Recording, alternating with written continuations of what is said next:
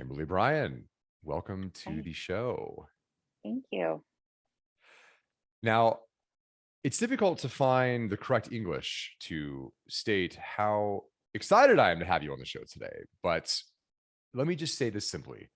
I am thrilled to have you on, and here's why. If it's not glaringly obvious, listeners, of course, will have no idea why. But when I think about the archetypal, quintessential individual who has gone full circuit around the wheel of the hero's journey, where there's a call to adventure. Oh my gosh, I got to do something to change my life. And then you meet that part of the story where you face extreme adversity, you're going through hell, but you find a way through. And then you come back to the top where you have the success that you couldn't even have dreamed of attaining. Kimberly Bryan embodies all things hero. Let's say, let's just say. So I'm thrilled to have you on today. And it's difficult to really to know where to start. So I think where we should start is at the beginning. And here's why. Your story is insane in all the right ways. So what I would love to do today is let's go through the journey that you found yourself on from the beginning of your experience building out Purely Kneaded and all things spa. So take us back to the start. There was a moment when you realized I need to do something different, and that was the birth of Purely Kneaded. Talk us through that. Where did it all begin? Oh, where to begin? So, when Purely Needed started, I was just a massage therapist. And so, I wasn't looking for anything more. I really, there was nothing more. I wanted more, but I didn't know what that more was. And so when surfing Facebook, Facebook always seems to be the thing and how things start. That was really the beginning. Going through a Facebook page and seeing this free ad for a free machine, which brought me in cryoskin. I brought in cryoskin, not thinking it was going to go anywhere or do anything, and that's that's where Purely Needed came in. Suddenly, cryoskin was the main focus, and massage kind of was there, but moved away really, really fast. There wasn't enough time to do massage when cryoskin was, and then so now I got this machine and I got this massage skill and I've got all this stuff, and then now I need people. And so then people came and they came and they went and they came and they went. And then I had to come up with a new name for the business. And well, Purely Needed. Everybody needs to feel good. Everybody wants to look good. So between massage, feeling good, and then cryoskin, looking good, they were just a great combination. So I was able to fill everybody's needs and wants. And so that's how Purely Needed came available, because, well, simply it's everything that we do here is purely needed. Yeah. So you were a one-woman army massage therapist. How long were you functioning as such? 7.5 years. Wow. 7.5 years. I started out, I worked for a spa for 3.5 years. I had my own business on the side, but I only had 9 clients for 3.5 years. And I had a manager. Now, he said some really cruel things to me to kind of give me the push out the door of working under a corporation. And most people would say, oh, darn him. I mean, he got down to the point of calling me toxic, just toxic. And that was it for me. I was like, if I'm toxic, then I shouldn't be here. And I was devastated. The word toxic, that's such a, toxic word. And it's damaging. So I ended up just saying, I don't want to be here anymore. And I left and I quit my job. No money in savings, no money in the checking account, no credit cards, a ton of debt. And I went home and I said, I just quit. And my family said, well, what are we going to do? What are we going to do, Kim? You're our sole support her. We have no money. We have no credit cards. And I said, we're going to take a leap of faith. So I went out. I took this huge leap of faith. I went out and I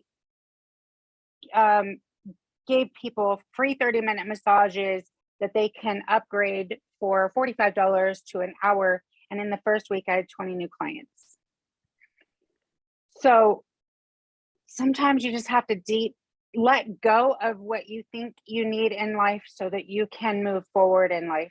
And having a paycheck is always a really good thing. But if you don't ever take that leap and jump off that bridge, and don't do that literally, but jump off that bridge to see what you're made of on the inside, you're never going to know. And you're always going to be stuck in a position. And that's a huge lesson that I had to learn. But somehow deep inside, I knew that I was capable of more, of being my own boss, being in control of my life, having what I wanted, and just moving forward to do something bigger. So I was just a self-employed massage therapist for, let's say, 4.5, 5 years before cryoskin came into my life. So I went from having 9 clients to having 26 steady clients a week in 6 months. It was just that fast. And I just said thank you to that manager. Like every day I say thank you. Had he not had used that nasty word toxic, which I knew I wasn't inside, it did tear me apart, absolutely. But I'm definitely not toxic. Toxic people can't create and do what I've done. Yeah. Yeah. Did you have a moment when you decided to quit? Or let me shape this question differently. The day you decided to quit and you had no money in the bank, Yeah. you had no clients, you had no real direction. No. Did you actually have the confidence in yourself and a sufficient self-image to know with certainty that you would become and do what you've become and have accomplished today? No, I don't think anybody has that in the beginning. No, there was doubt, but I couldn't let the doubt override the positive thinking. If you let go of your positive thinking, you'll just receive negative. You know what I mean? Does that make sense? Yeah. Yeah. So So no negative thinking. I just had a goal. I had to focus on what I wanted, where I wanted to go, and had to learn how to create that. And it was a step-by-step process. It wasn't like I knew what the heck I was doing at all. I had no idea. No idea. I bought flyers I couldn't afford. I had rent I couldn't pay. I had lotion I had to buy. Where was all that going to come from? And it just came. It's a mindset. When you create and you think about what you want, it happens. But you have to believe that it's there. You have it, and it's just going to happen. And it did. I think that if I would have thought differently and thought, there's no way, I can't afford this, I can't do the rent, I can't put gas in my car, I can't buy the lotion, none of that would have happened. I would have had to go find another job that told me how much I was worth and what hours I had to work and when I was allowed to eat and when I was allowed to do anything besides what they wanted me to do. That's definitely not the road I wanted to take anymore. You get tired of somebody dictating your life, and that to me was my why. Other than my family, I wanted to spend more time with them. it seems like the defining moment for you where you almost were handed the key or the unlock code Right. to the maximal leveraging of your mind and the power of your be it self-determination, be it self-confidence. I'm tempted to cite the book that I mentioned before the show started. Yeah. In fact, I will, which is Psycho-Cybernetics, which is this idea that, and I hope I don't butcher this here, man is not a machine or woman. women, but they have and use a machine, which is their mind. And so there's something I'm trying to dissect here about, or dissect, about the way in which you shepherd your machine, your mind, such that you effectively have found a way to materialize the things that you didn't think were possible, but you have since. Because the mind is like a machine in the sense that what you feed it in the way of your thoughts will dictate your outcomes. And you mentioned Right. that you effectively disallowed yourself the space for negative thoughts to come into your mind. I can't possibly pay my rent. Poof, swatted away. No thanks. I Right. can't afford this lotion. Poof, swatted away. No thanks. So was that moment when that manager said you were toxic, do you think that that was the moment where you unlocked this psychological um, capacity, let's say, which then materialized into what we'll talk about later? So, if you ask the girls, and I don't remember ever doing this, but so many of my colleagues have said when I was a massage therapist at the spa, that I had wanted to open my own spa and be my own boss. And when I created that, I did that. So it's it's pretty amazing to me that I don't remember saying those things, but I was already manifesting all of that stuff before I ever was called toxic. I knew what I wanted in life, but I didn't know how to get it. I was stuck wondering how I was going to pay my bills if I were to leave. I had this rent that I was paying. I had these 9 clients. There's always that doubt, could I do it myself? So when that manager did unlock that door and gave me the keys to make this possible, had I not been called into that office that day and told those things that I was told, there were, I mean, immensely, I mean, very, that could have created enough doubt in a person to just throw in the towel and say, I'm not good enough to do this and I'm not good enough to do that. But you can't let what other people say about you or think about you affect who you are and who you want to be.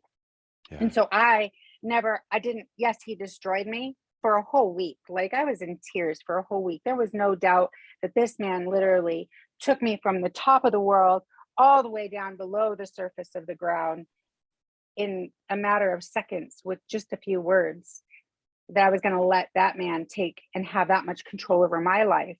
So when he said those things, literally, yeah, it took me a week to pull out of it, but he did hand me those keys. Here, you're destined for greater things. There's more out there for you, and in order for you to have it, I have to say these things to you so that you can move on. Now, that was probably not his intentions, but that's exactly the way I took it. Like, oh, okay, well, thank you. Thank you for that. It took me a minute to actually say thank you. Thank you for crushing me to the point of knowing that I was better than what you thought of me, than what the world thought of me, than what I thought of me. So, so yes, those keys Yeah. were handed and I took them and ran and opened multiple doors, not just one. It was multiple. One of the ideas in the book, Psycho-Cybernetics, is this idea that your self-image, so how you perceive yourself, serves as the boundary for your potential. You think small, you're going to stay small. You think Yeah. medium, you're going to get medium outcomes. You think huge, world domination, the biggest franchises in America or whatever, biggest company in America, whatever. Right. I have a suspicion that you have found a way to expand your view of yourself and your self-image such that you have now been able to materialize, and we'll talk about some of the things you've been able to accomplish over the last couple of years down the line today on the show. But I'm so fascinated by you because you embody this what seems like mastery in expanding your self-image, and that has led to your coming from, you know, the other things we haven't talked about with respect to your Genesis story, where you really faced some adversity and you Yeah. found a way through, and you can share that story if you'd like. And you've arrived to where you are today. It's just absolutely baffling because you are the embodiment of what can happen when you choose to disallow the world to define you. And instead, you take the pen and paper and you define what you are yourself, and you steer your thinking towards whatever aim that you have. You're proof that that can work and has worked. Yeah, it has for you. worked. Well, I really want to. Do I want to say that? And go this direction. Why don't we focus on what you've been able to do over the last couple of years? There's a lot more in your backstory that I won't share. It's your call if you want to or not. But listeners, Kim has faced a hell of a road in terms of adversity. If you were to look at her 5 years ago, you probably would have thought, not much is going to come from this one. But bam, today, holy hell, there's quite a turning of the rudder on the ship that is Kim Bryan. So, Kim, I guess we could do one of two things. If there's anything else that you would want to share about your backstory, awesome. If not, no big deal. We can move on. But I do want to set the stage for listeners and viewers to understand. You know, it's one thing when you hear, "Oh my God, I made $1 million," but like, no one cares unless you understand. That's not the story. It's not the story. Like, that's not the story. Yeah. So Yeah. what else, if anything, about, the lead up to, let's say, June of 2020, and I think this is the day or the period of time, I believe, where you received a $700,000 phone call, which we'll come back to later. So is there anything else with respect to your genesis, your origins, the how you came to be? And you can say, no, nothing else. I plead the fifth. Let's move on. But is there anything else that you would share with the audience? I think I have a pretty important message for a lot of people out there. So I will share my story. My story starts when I was 16. When I was 16, I was kicked out of my family's home. They lived in California. My mom drove me to Reno and dropped me off with my grandparent. I have a twin sister, and she was sent to foster care. I don't remember how old she was, but I always wanted to reunite with her. So when I got kicked out, I kind of took that as my opportunity to be with her. So when I was kicked out of my home, I went to go live with her, but I missed a step. She got married at the age of 17, and she was living with her husband at the time. So, or maybe she was 16. I'm not really sure. But so I went to go live with her, and she was gone. So I lived with my grandmother for a minute. I was feeling pretty empty and pretty lonely. So I went to the streets. I found refuge in other people. And so I lived on the streets. When I hit the streets, I ended up a meth addict. I decided that drugs was the way to go because that's the crowd I found that I was with. And yeah, it wasn't such a bad lifestyle. They had a roof over their head. Yeah, they were a little crazy, but crazy. I was crazy. So I did that. So I went and I was an addict for I think 2 years, but those 2 years of my life was kind of gone. They just came, they went. I could talk a little bit about that, but that's not, I didn't get stuck there. So during the time I was an addict, I ended up getting pregnant with twins. But I was using because I didn't know I had two. I thought I was only having one. And I continued to use. I wasn't thinking about anybody else besides myself and my life. And my life was what it was. And I was a selfish person. The day I found out I was having twins, I went cold turkey. I quit doing drugs completely. So but I didn't quit smoking. I was still smoking. I didn't drink, but I did, so I smoked throughout the whole pregnancy. I guess that was my backfall from not doing drugs, but I found a purpose. My purpose was kids. So, I got myself off the streets, got myself sober, had these two beautiful baby boys, raising them on my own till they were about 3. I quit smoking right after they were born. that was, and I just went cold turkey. I turned around. I was smoking in the bathroom, and I turned around and saw my children laying in the crib. And I thought, God, you're a shitty person. I mean, they're breathing in what they have no options. You know, I'm just giving it to them. So I quit smoking that day, dropped all cigarettes, raised kids till I was about 3, or till they were about 3, not me, obviously. And then I did a very good job. I thought I had gone back to school. I had a job. I was raising kids. I was living it. And then I met this man and I married him, and he was very abusive. For 8 years, he abused me. He abused my children. I didn't have any self-worth.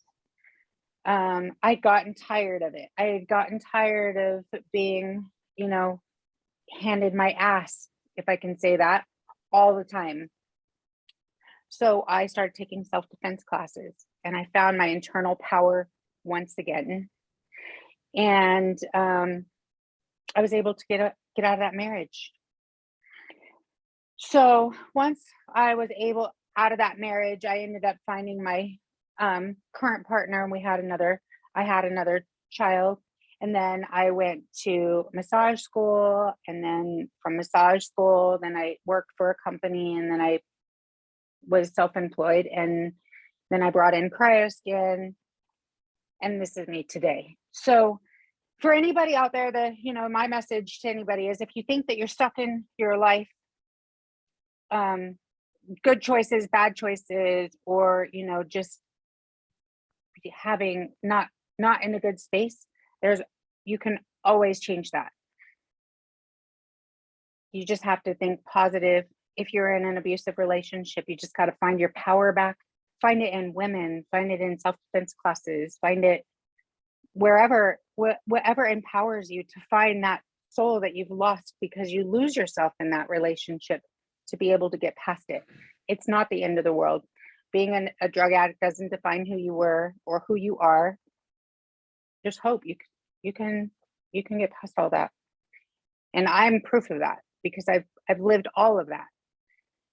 That's all in like past chapters of my life. I'm not a victim. I don't look at myself that way. Victims don't go very far in life because they're too busy. What about me? So don't think that about yourself, because that isn't who you are. That's not who you've been.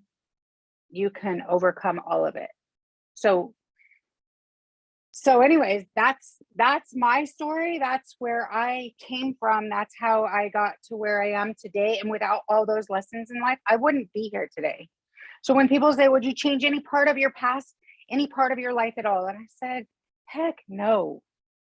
If I didn't experience all of that, one lesson after another lesson after another lesson, I wouldn't be who I am today. I wouldn't be successful. I wouldn't have been able to grow. And so don't ever regret anything in your life. There's a purpose for all of it. All of it. As long as you can look past it and get past it. Wow. Yeah. That was a lot. That was a lot in what, few minutes? No, this is good.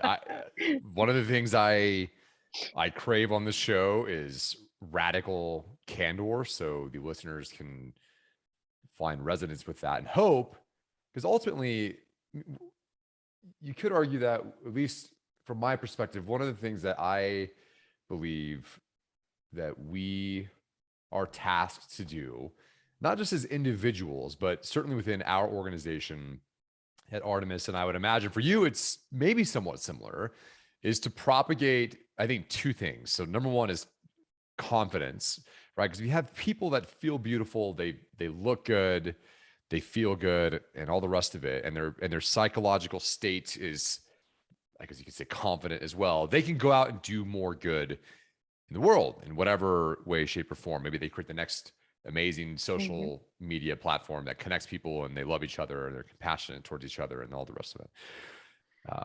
And the second piece is, I think that, at least with Artemis, we are doing what we can to propagate vehicles for the delivery of hope, or something like that, where when people are down and they're in a bind, a tough spot where there's adversity and they're in some cases maybe on the verge of even bankruptcy and cataclysmic financial situations, we can give them hope through the resources we offer. And it's not some pitch or something. It's legitimately the case that, in fact, after having done the show now, this is, I think, episode 68 or 69. There's been a handful of stories where I was literally in my SUV about to have it repossessed. Yeah. And then this thing happened. And, the thing that's really fascinating about all this, again, I hate to keep coming back to this damn book, but psychocybernetics, like that shift or that change to where the individual is faced with, they're looking up the Sisyphean hill or the adversity, the monster, dragon, whatever analogy you want to use before them. And they find a way to almost choose not to be a victim, like you said. So maybe the contrast would be, I choose to be a victor, where I'm going to find a way.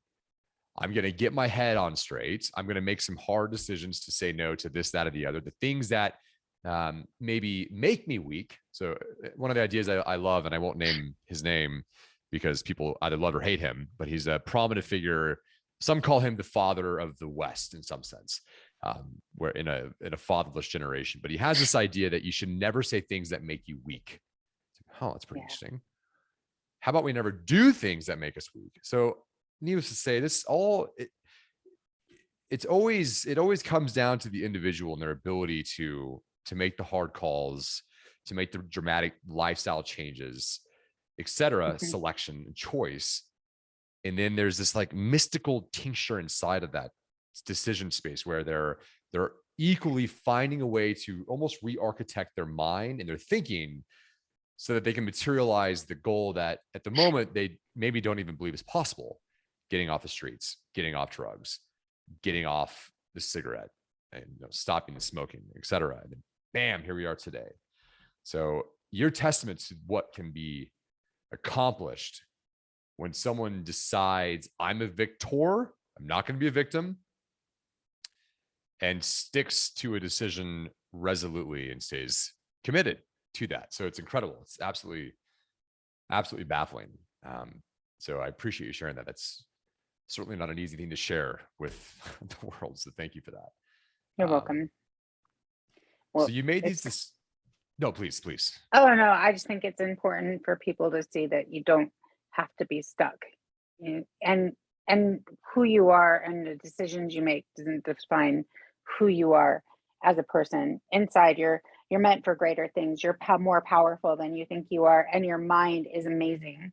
Yeah. So if you, one of the things that I do to help stay positive is whenever I have a negative thought, I always ask myself, how does this thought make me feel? If it makes you feel good, continue with that thought. But if it makes you feel really bad, find another thought. Get rid of it. Like that's garbage. Take that piece of paper and throw that away. Because if you can get stuck, you can get stuck there. And sometimes it's not really easy to recognize you're stuck there until somebody says, hey, what's wrong? What's going on with you today? And then you're like, what am I going through today? What am I thinking about? Where am I? Where am I emotionally? And figure that out. Don't discredit it. I'm not saying, just throw it away. Recognize it, acknowledge it. Okay, I get it. Yeah, that doesn't make me feel good. Can I change it? No. Could I have done something different to make it better? No. Okay, now I can throw that thought away and throw it away. Find another one. What makes me feel good? What is it that I've done? Or what is it that I did for someone else? Or what is it that someone else did for somebody else that makes me feel good? And move on with that and not get stuck in all that negative feelings. Because that's where people get stuck, I think. There's so much negativity. Turn off the TV, turn off the radio. Go through your thoughts. That's the hardest thing for most people, is to actually think about what they're thinking. Get inside that head and work through your own issues and not what the world wants you to work through, because that I hear people every day tell me about what's happening out there. And I had a lady come in, no kidding. I had a lady come in and I said, "Hey, how are you today?" And she said, "Oh, I was good up until 24 hours ago." And I said, "Oh, I'm sorry. Would you like to talk about it?" She says, "No, I don't want to talk about it." And then she starts talking about it, and it's about the whole Ukraine thing. And and she's like destroyed over it, destroyed over it. And I'm thinking, gosh, if you just turn off that TV, yes, that's happening. We acknowledge that's happening. Can we change it? We cannot change it. Is there something we could have done to make that better? Not one bit. Am I going to let that ruin my whole day? No, I can't. I can't let it ruin my whole day. So I listened, but did I take it internally? I can't take it internally because it'll destroy us. So if people would just learn to turn off the TV and the radio and work through their own garbage instead of turning on the TV and worrying about someone else's garbage. Not that the world is garbage, but it's out of our control. We wouldn't be so negative. The world is just too negative. And I live in my own bubble. I don't live in the rest of the world. And people tell me it's terrible to be this naive. But if I'm not this naive about what's happening in the world, I would be destroyed too. I Yeah. probably wouldn't be able to create and to move on and be happy and, help another person try to work through that negativity by giving them a positive thought, because I wouldn't have my own positive thoughts because I'd be stuck there with them. So there's two words that come to mind as I think about how you think. I think some of the listeners and folks in the audience viewing this today might think, wow, she's so fearless. Oh, I would argue, no, that's not the no, case. no, What you are is courageous, no. which, well, let me define. Hold on. I think you'll find that you agree. Okay. I don't think you can ever overcome fear. Now, coming off the back of that last statement that you made, this might not quite land directly, but the idea is still, I think, cogent. Because I do want to come back to the controlling the inputs with respect to like news and that kind of thing in a moment as well. Right. Because all these pieces are tincture elements in the concoction that create, not the keyword, the success that you want to materialize down the line. Because you're really just a function. You are input, output in some sense. But the fearlessness bit, you can never overcome fear. And I know this because I know some special operations guys that are vets and what have you that have been in hell in austere types of conditions. They're getting shot at. Well, it's just grisly, whatever. Fear is still very much so alive and is not something that you can just swat away. It's like this part of your limbic system, right? It's just part of your physiology. But what happens when you face more adversity and you overcome more adversity, fear-inducing situations like, how am I going to pay my rent?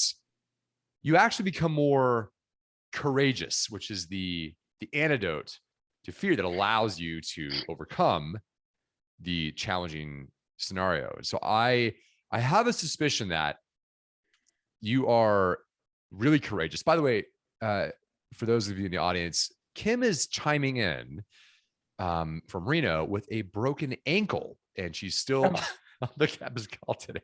She's absolutely courageous and gosh. So I think there's something to be said about, as I think about these forks, these moments where, again, I'm sorry, I'm stuck on your the genesis part of your story. There were all these different forks where you could have said, no, it's too scary. I'm going to stay safe. I'm going to stay over here doing this thing that is toxic to me or not serving me well or making me weak, etc. But you said, no, I'm going to have the courage to go through it, right? It's, I think, a Ryan Holiday idea that the only way to overcome is through, or something like that. He's got some book, something like that. The only way is through, or something to that effect. So you're courageous is the point. So that's the one observation. The other one is you've used the word create several times in interesting ways, which again speak to me this idea that you, through the expansion of your self-image, you're not, how would I say this? You're a creator, and you're overcoming adversity and going through those fear patches, let's say, serve to expand your self-image and serve as well equally to expand your capacity to create. And what you've created today is, again, evidence of that. So you're fascinating. There's the punchline. Thank you. Thank you. But let's go back to the input output thing. And again, the reason why this I think is so extremely important is I know, well, I would imagine and bet my life's earnings and savings on this statement that many, many people do not create, which is what really life is about, is creation, creating this, that, or the other, creating revenue, Right. creating efficiencies, creating cost reductions, creating this, that, or the other, companies and otherwise, spas and the rest of it. Life is about creation. But I think oftentimes we're not privy to the inputs that we receive or allow ourselves to spotlight in our own psyche, let's say. We're not privy to that. And so we allow trash in, and then we're surprised when we get trash outcomes. So you mentioned news. No, thanks. Not into it. Are there other practices that you have where you're staying cognizant of? It's almost like thought management, right? Because everything is downstream of thought, I think. So what are some of your practices to ensure that you're controlling or directing or influencing your own thinking, which is the thing that's upstream of your capacity to create? So, well, I like to meditate. So I meditate a lot, about 3 times a day. Wow. And I let all thoughts come through, even if, they're negative. I'm not always positive. I do my best to stay positive, but we all have a negative cycle. So we all think about negative things. For me, it's, I just like to acknowledge them. So through meditation, I let those thoughts come in and I let them go. So, okay, I recognize that I'm not feeling very good about this, and this needs to be better, or that needs to be better, but how can I make that better? So, and if I can't make it better, it's okay. It's okay that I can't make it better, but I have to acknowledge it. Like, and I get people that throw negative stuff at me all day long, whether it be employees or whether it be my family or a friend. And I can probably throw some negativity out there too. I was pretty negative about my ankle yesterday. And sometimes I have to be set straight too. Like, hey, it's not all that bad. You got to stop looking right here and start looking way out here. Look at the outcome if and so I try to live by that. Like, we can all look at what is in front of our faces 24/7, but if we don't look at the big picture and look at where we want to be or how we want to get there, how that's even possible, how that even happens, we can't create.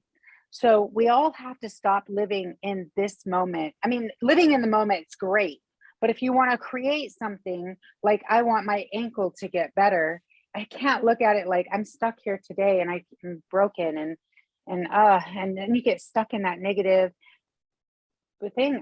I'm not gonna lie. I laid in bed yesterday and I cried.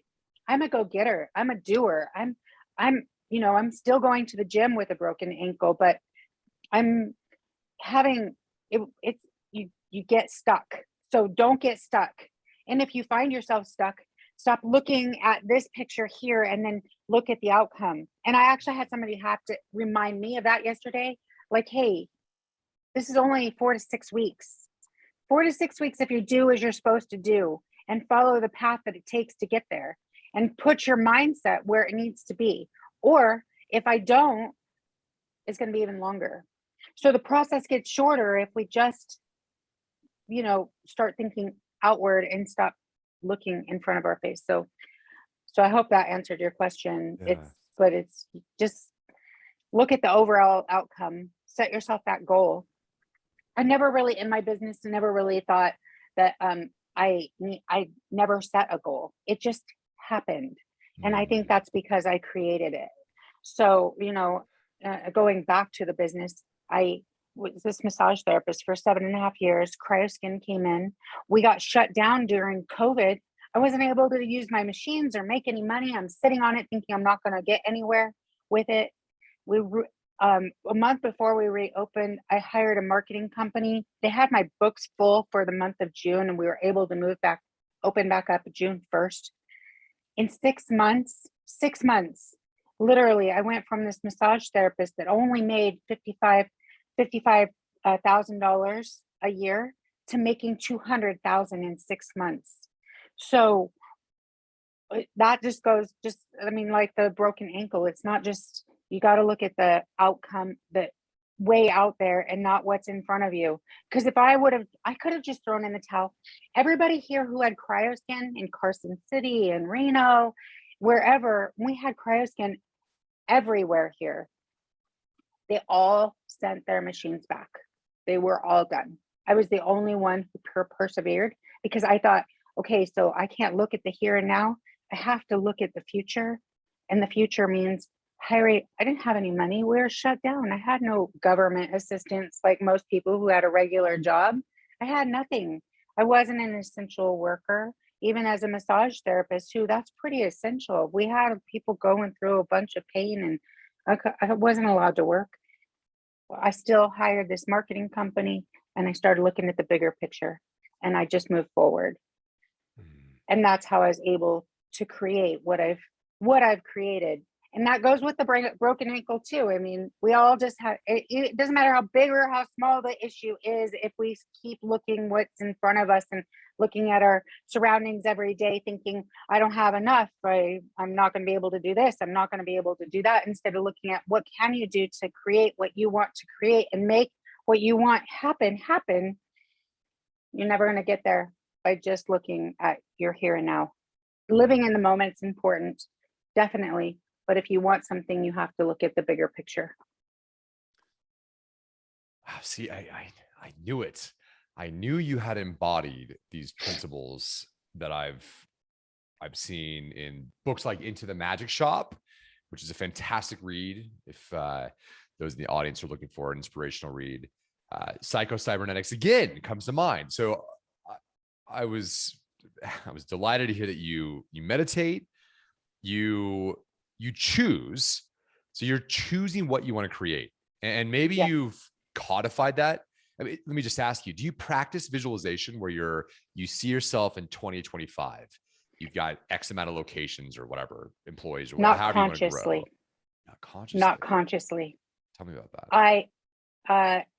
I don't write things down. I know that they say writing things down and visualizing is really important, but for me, it's all about the next step. So whenever I think about the future, I automatically put it out there.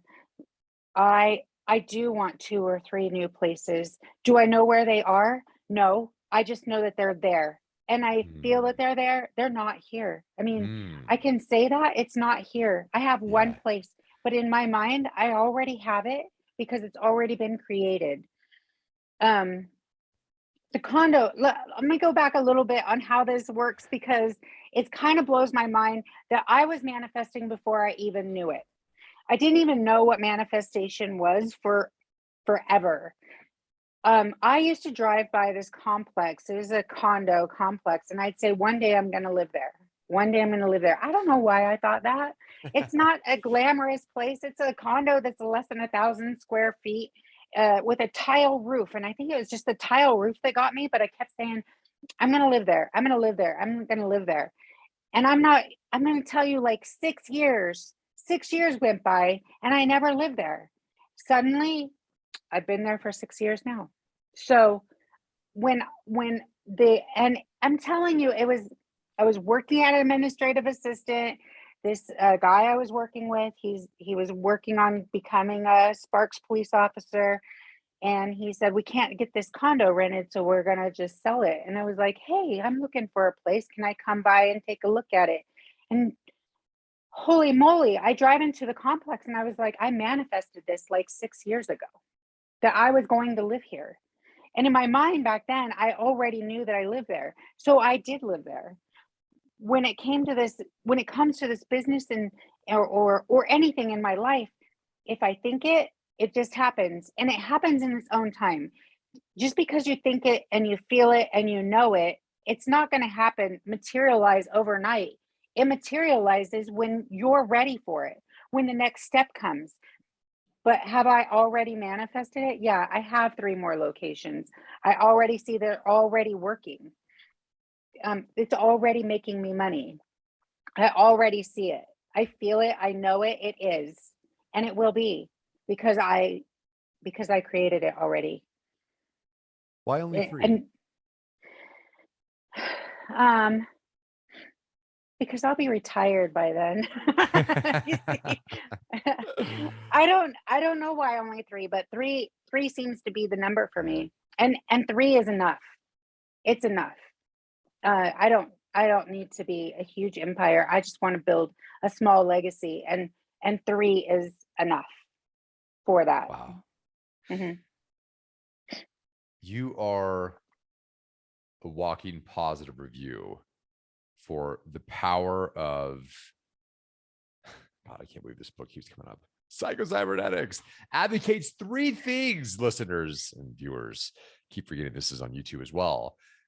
The practice that Kim is doing, whether she realizes it or not, and I think she does, obviously, is number 1, meditation. What's the point of meditation? It helps you focus. Mhm. It helps you relax, which is the Mhm. first step if you want to prime your nervous system, which can't tell the difference between a hyper emotive visualization with your eyes closed, where you're just picturing your future. Maybe you're watching yourself on a screen in a movie theater and you're watching your perfect life made manifest. I want to Mhm. be a cryotherapy center franchise owner. I want to be a massage therapist franchise owner that's bigger than Massage Envy or whatever it is. And you can feel what it's like to go to your morning team meet with your leadership team. You get in front of them in the boardroom, you feel confident, you feel electric and alive. The interesting thing is that your nervous system cannot tell the difference between a hyper clear visualization with your eyes closed and all the feelings that that brings about from Mhm. reality. And because the nervous system needs the body to be in a relaxed state before it can receive that visualization and the effects of it in your programming of your, let's just say, neural pathways or all the magic that happens between your ears, because the nervous system cannot tell the difference, you're basically living that. And that does 2 things. It expands your self-image such that you become more capable of manifesting the condo, as Kim said, or the 3 locations, etc., or we'll get to the $700,000 phone call in a minute because that is a fascinating story, and all the rest of it, whatever you want, whatever you want. So Mhm. listeners, practice that. But the key thing here is that you've got to choose which aim you want to set your sights on. Kim has done that, and she proved it. I want that condo. It took her 6 years, but she got it. I want to have an X amount of revenue each year, spa, massage center. She has it. It took time, but the reason why these practices of meditation, visualization, let's say, and selection, and thinking through with rigorous exactly what that might look like, which is the hardest part, by the way, is, well, powerful, powerful stuff. And you are walking proof that that works. Fascinating, absolutely fascinating, and so coincidental that I just got that book yesterday, and here you are walking. I've never Perfect read that template. book, by the way. I It's haven't even heard of fascinating. it until this morning. Yeah, it's fascinating book. It's fascinating book, and a lot of the ideas are similar to like you'll see into the magic shop or these visualization practices, etc. But there's actual neuroscience to back these claims, and now proof in the form of Kim as to what can happen when you do that and you set your sight on something. Because if you don't set a name, anywhere you go will get you there. But the problem with there is that there is often not the there that you want to be arriving at in your life. Living intentionally. Okay, well, let's zoom forward to the the $700,000, excuse me, let's try English, the $700,000 phone call. What led to you answering that call? Well, I didn't answer that call for the first 2 times. That call came through, voicemails were left. I was just gonna push it under the water, under the bridge. Like, I was done with it. I didn't know what cryoskin was. I didn't wanna talk to anybody about it. I didn't know, I didn't wanna return the call. I didn't wanna answer the call. The 3rd time that phone call came through, I was sitting on my back porch, and intuition just says, sometimes it just screams at you, "Answer the freaking phone." So I said, "Oh, geez, all right." So I answered the call, and we talked on the phone because I was like, "I don't know what this is. I don't really know. I saw the word free. I didn't read the ad." Um, so I didn't want to play. And so why don't you just tell me what this is? So so we went through this phone call. I was told what it was, how it worked, the training that was involved. I got super excited within the first 10 minutes of that phone call. That phone call lasted 3 hours. Before I was done, I was like, "Sign me up. Where do I sign?" I didn't think about it. I still didn't know what I was in for. All I knew was this fantastic machine that does all this fantastic stuff. I was already booked with 26 clients a week. I was working as a massage therapist 9 to 14 hours a day straight, 6 days a week. When was I going to have time to go down to LA and get trained? When was I going to have time to even do the service? Um, well, it's that's all that doubt, right? So I just said, I'm going to do it. I'm going to totally do it. I don't know how it's going to work. I'm just going to do it. I want to get my hands on the machine. I want to know more about it. I want to do all this stuff. So I went down to LA. I got my machine. I hired somebody the first week so that I didn't have to give up my massage. I had somebody that was able to do this for me. So much trial and error that came involved with learning everything to make this business go. So when people come to me, because now I'm a master trainer for Artemis, so I train. People come to me from all over the world, and I go to people all over the world and train them to do what I do. And they don't have to go through all of that hardship of figuring out their marketing, figuring out how to make this work. How do you do all that? Because now I'm able to give them what I had to struggle so hard to get. And in the process, I'm able to help out my marketing guy. I'm able to help those people out. And I think one of the most rewarding things that I've gotten so far, yeah, the money is great and business is wonderful and all that stuff, is the gratitude that I get from other people. I got a text message from one of the girls that I trained that said, "Oh my God, I think about our training day all the time. I've used everything that you've given me and it's working. And I am making I'm doing and making everything that you said I would just by going through what you told me to do."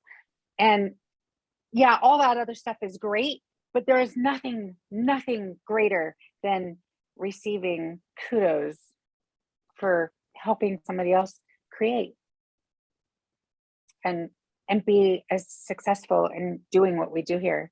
I mean, I haven't touched base with her in a while, but I really probably should and see where she is today, because I think that was like 3, maybe 4 months ago.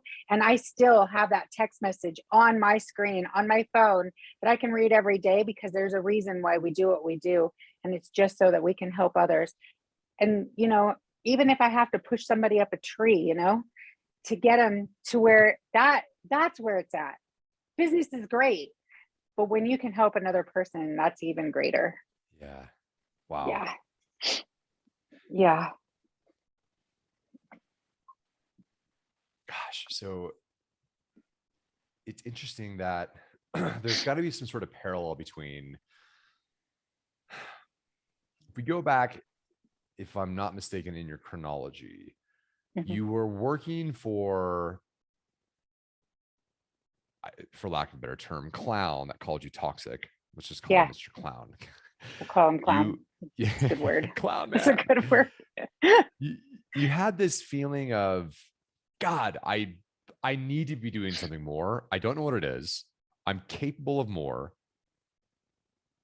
And you presumably at that point, you opened yourself up to, I hate to say the universe, because it's really more like I opened myself up or opened my mind up such that I would be receptive to opportunities when they came a knocking or something like that. Yeah.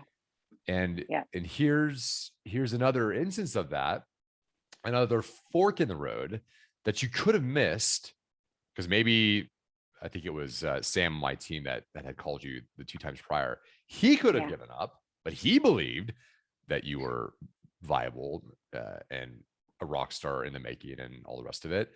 But that's not the interesting bit. The interesting bit is that another instance of I I hate talking like this because it sounds like I'm pitching Artemis, which I'm not. It's just interesting that you mentioned your intuition. There was an element of opportunity knocking. You kept pushing it away. And I often wonder how many times or how many other areas of our lives collectively, there's something knocking and we say, no, I don't want to do this. But what would happen if we just started saying yes? And this is just Mhm. an example of that. Like Mhm. it's an insane, it's like a butterfly Mhm. moment. So I'm sure we've all heard or you've heard the butterfly effect. Right? Mhm. I don't know, your partner, right? I'm sure your partner, you bump shoulders with him, her, whatever, at the grocery store, but one of you are like, I really don't want to talk to the other person, but someone just did it, and then bam, you have this outcome, which is what it is today. Have there been other moments like that where you've had something like a butterfly effect moment where in the moment it seemed inconsequential, but it was opportunity that was knocking. Then you seized it, and then, oh my God, something wonderful happened on the other side of that. Um, I never really took any chances until that clown gave me a Yeah. name. I was too afraid to. So I'm sure that there's a million different opportunities that came that I didn't feel like I was good enough. I was I was different in high school. I didn't have friends in high school. I was a loner. I was different than everybody else. I thought different than everybody else. I acted different than everybody else. So I was always kind of different. Yeah. Um, I, when so so I was always afraid to take chances. I was Mm. afraid to make my own decisions. I was afraid, I was just afraid of I was afraid of everything. I was afraid of myself. I was afraid of, who I was. So yeah, um, the biggest decision I ever made, and that was my first step forward was I'm going to say massage school, actually, not really even starting at that clown. I was so afraid of school. I wasn't a good student. I couldn't read very good. I couldn't do all these things. And I went to school, and I think that was the first time I actually took an opportunity, and it actually opened up doors for me and gave me that that different mindset that if I wanted something, I had to risk everything in order to get it. So I was a full-time 40-hour week administrative assistant going to night school. I had a baby at home, um, and I had two teenage boys that were troubled, and they weren't around. They were both in some type of rehab center because they're struggling with my ex. I'm going to call him my husband. So, uh, and his abuse. So, so there's all that too. Um, that so the doors didn't start opening for me until I actually found empowerment within myself to go to school. Everybody was telling me I couldn't. It was a bad time. My kids needed me. Life was hard, and I should just stay stagnant. And I said, I cannot stay stagnant anymore. I cannot live my life like this anymore. I need more. I need more. I want more. And I can't get it by sitting here. So that's, so as for taking chances, the chances that I took in my previous life was not, I didn't take them. It wasn't until I found my internal power and knowing that I was way more powerful than I thought I ever could be or ever was, um, to start taking chances. And now I don't, when an opportunity comes around, I just take it. And people say, "What are you doing? You didn't even look at it. You didn't research it. You didn't do this, you didn't do that." If I were to do all of those things, I might miss the opportunity for more. If I try it and I fail, at least I tried it. If I try it and succeed, then I made it. If you don't take chances in life and you don't take risks in life, you will never know. Had I not picked up that phone and took the risk and talked with Sam on the phone and let him tell me all about this machine that I had, seriously, no, even after I got off the phone, I still didn't know what it was about, but I said I wanted it. I have to try it. And I did it. Had I just let that phone call go, I'd still be a massage therapist, which is Yeah. great. I mean, I love what I did and what I do periodically now. I don't even 6 clients a week, maybe. I would have never had this opportunity to prove to myself that I was worth more. So no, do not pass up opportunities. If you try and you fail, you tried. If Yeah. you try and you succeed, you would have never known that you were going to succeed if you didn't try. That's the message. Give it a shot. In the words of, I believe, Destiny's Child, if at first you don't succeed, you can dust it off and try again. Although There you that go. might be There you go. TLC. Yeah. Words of wisdom from R&B and hip hop. Right? Oh, Wow. Well, wild. I think, yeah. we often underestimate the power of opening the door when it knocks, meaning opportunity Yeah. knocks, from a butterfly effect perspective. So that's very, very much so proof of that in my eyes. Yeah. Well, I don't know if you, God, I hate to ask this question about how you've done since you started working with us, but the reason I think it's important is because even if it was a different product or whatever service, whatever you were offering, the growth, the exponential growth that you've had is baffling. And it comes full circle back to, I mean, we didn't do it. We just got our equipment and you did what you did with it, but it was you that did it. Are you willing to share the impact that cryoskin endospheres have had on Purely Kneaded? And if not, you can say, no, I plead the fifth. No further questions. You're unhonored. No, I have to tell you that Artemis, Artemis has a unique way of doing things. Like, they give you the opportunity to try out the product, see if you can make something of it, and if it doesn't, you can say it didn't work for me, and you can turn it away. I don't know of any company that does that. So had they not been able to say, give it a shot, see if you can make something work, I would have never been able to do this. I mean, these machines are phenomenal, but yet very expensive.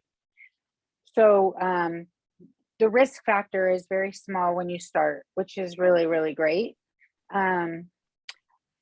But my success, because I was able to try the machine out, we went down, I was able to bring something in and do something. We started with one 3.0 machine. I had a couple people working for me for a short, if they came and they went. It's a tough business. You have to touch bodies, you have to be intimate with people, so that's a very difficult thing. But so we started out with the one 3.0, turned the 3.0 into a 4.0, ended up with two 4.0s, and now we have an endosphere on top of these cryoskin machines. So I limited myself in the very beginning, like I could only have 2 people working for me. I can only have X amount of machines. And suddenly, just recently, I had an aha moment that said, you're capping yourself. Why are you capping yourself? So now I have 3 machines, 3 cryoskin, 2 Endosphere machines, and I went from having 2 employees to now having 4 employees. And my space that I'm currently in is getting too small. So I'm a room short. And being a boy mom, I'm super excited that they have Lego walls out there. So we're going to be building more. But cryoskin really, and Artemis, actually, I know that you said Artemis didn't have anything to do with it, but really, in reality, they had a huge part to do with this, without them being so flexible and saying, hey, lease our machine, and if it doesn't work for you, send it back. If it wasn't for that little small piece, we Purely Kneaded wouldn't be here, because the machines are pricey. I was just it's just a lonely massage therapist that didn't have anything. And I was just paying my bills, my everyday bills. So being able to have that opportunity to say, oh, I get this machine for free, for no charge, for 60 days. 30 days. It's kind of like the manager who gave me a chance, called me toxic. There was one other piece that I didn't mention in that. When he called me toxic, I went down to HR and they told me to take a week of leave. I still had a job, but take a week of leave. So in that week, I was able to show myself that I had 20 new clients, and I didn't have to work for a corporation. Artemis did that too. We're giving you 30 days to see and prove to yourself whether you can or you can't do this. So Artemis had a huge part in that. And after 30 days, I said, yes, I can do this. Heck yeah, I can do this. Much like that manager. So yes, Artemis played a huge part in my success. And they're there for me at anything I need. If I need extra support, or I need to speak with a trainer, or I need whatever it is, I'm not in this alone. They're there to support and help. And that's huge. If they just threw me out there and said, here, you have to pay this X amount of money for this machine and off you go and pray you make it, I don't see how anybody would even try to make a business, a cryo business, or an Endosphere business without that. It's huge. Yeah. So I am grateful for Artemis, because if it wasn't for them, I wouldn't be here either. I still maintain that your success is your fault, because you have an incredible self-image that has allowed you to flourish. And without even sharing numbers, you're doing extremely well. And I'm so thrilled, because again, you're proof that if you set your course, you control or stay sensitive to the thinking that you have, what you entertain and give the spotlight to, and what you don't, by way of positive thinking and all those bits. The practice of meditation, the practice of intent setting and selecting an aim and a goal, that's all your fault.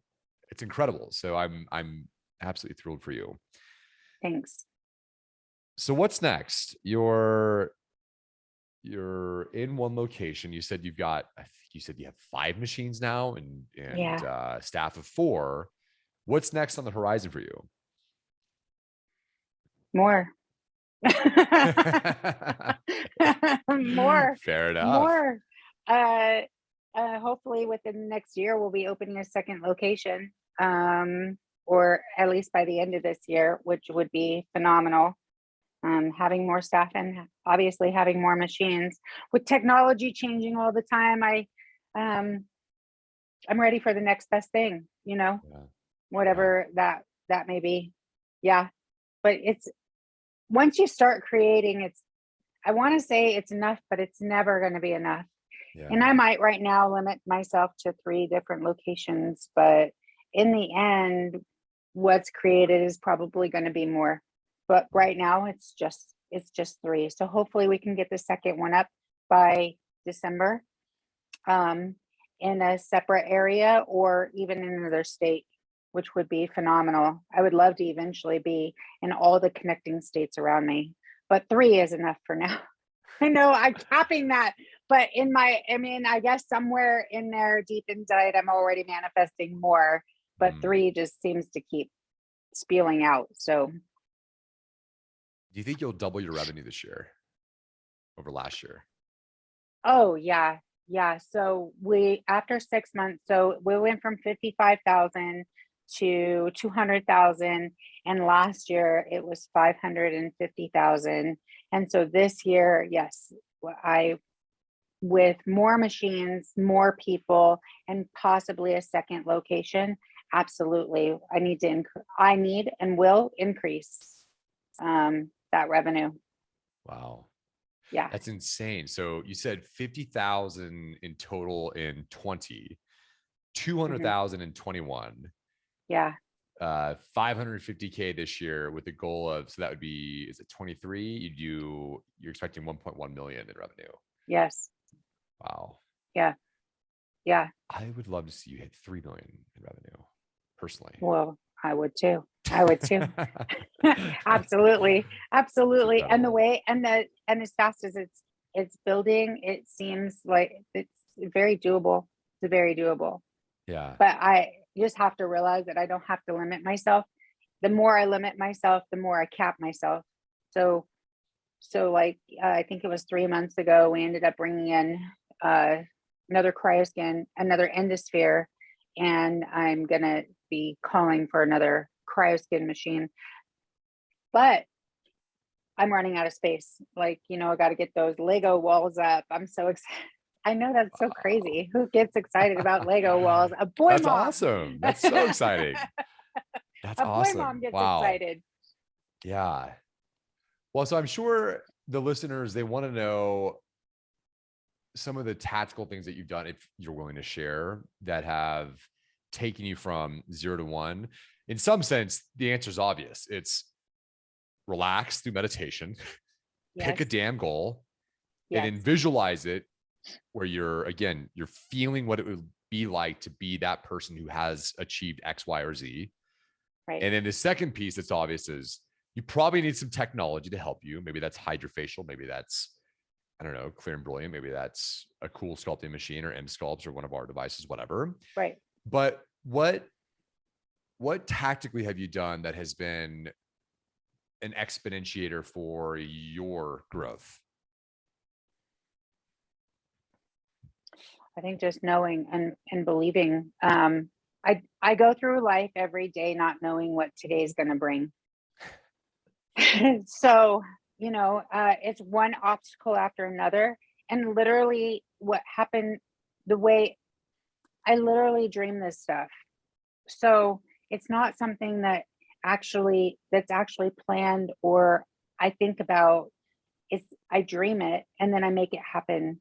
And it's I know when I'm not just a daydreamer, literally, like I have a voice I don't know if you kind of get a little crazy on you a little bit. Let's do it. So, okay. All right. So I don't know if you've ever woken up and actually felt like somebody was talking in your ear, literally.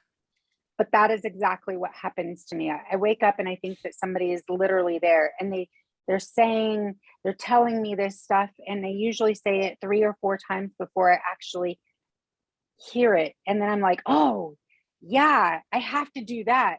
And that's the next step. So I don't have an answer for everybody out there on how to make this work or to answer your question, because it literally comes to me when I'm sleeping. The next step is not like, it's never planned. It just happens. And I'm like, oh yeah, crap. Let's do that. And I get up, I write that down, because the minute I go back to sleep, I'm going to forget about it. I'm going to say, what was that? Oh my gosh, I just lost it. And then I lost it. And so I get up, I have a book by my bedside, and anytime something happens or I dream something, or I'm like, oh, that's it. That's the next step. That's my next goal. And I make that happen.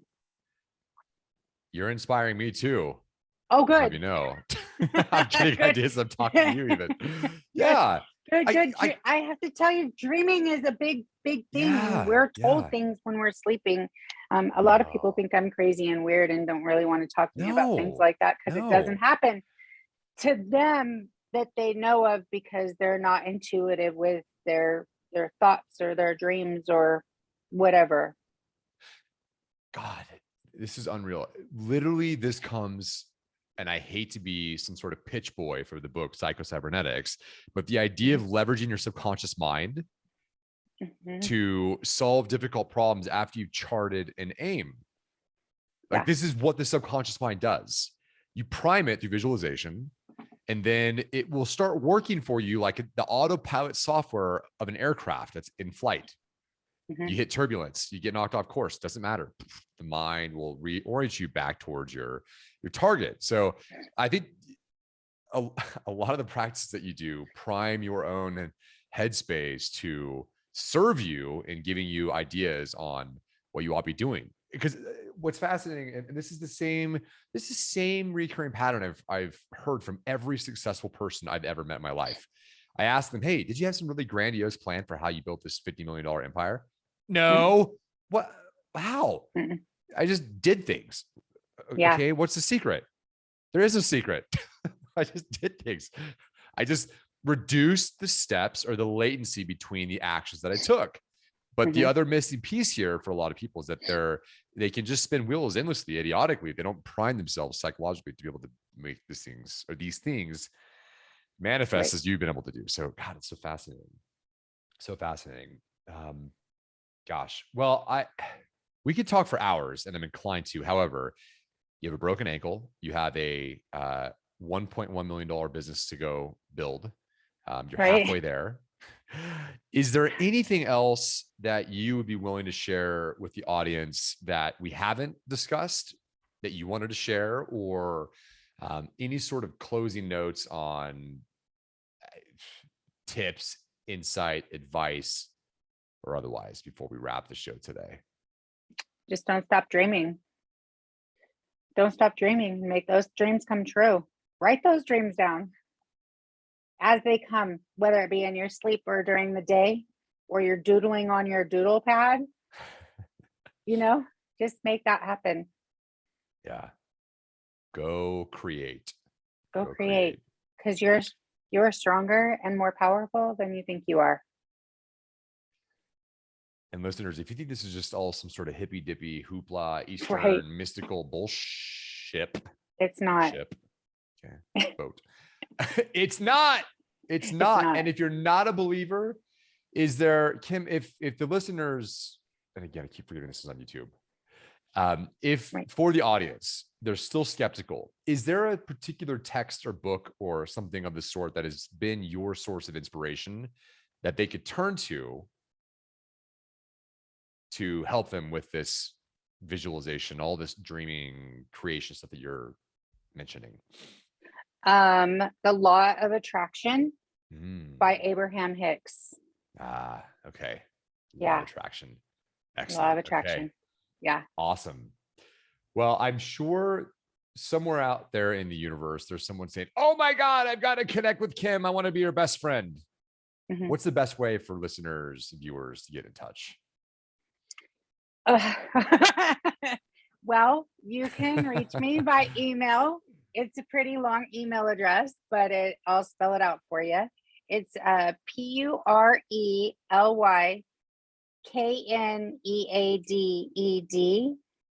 PurelyKneaded.cryoskin, which is CRYOSKIN @gmail.com. Awesome. And for those of you in the audience, I will put a link to Kim's website, so you can go check her out. If you're in the area, go see her and get a massage or get a treatment for cryoskin, endospheres, or otherwise, or just take her to coffee because she's awesome. Thank and you. on that note, Kim, you are an absolute rock star. I'm so happy that we can make this happen. And thanks again for making the time to be on today. Thank you. Thank you for having me on here. Awesome. Well, we'll be in touch soon, I am sure. Until then, take care.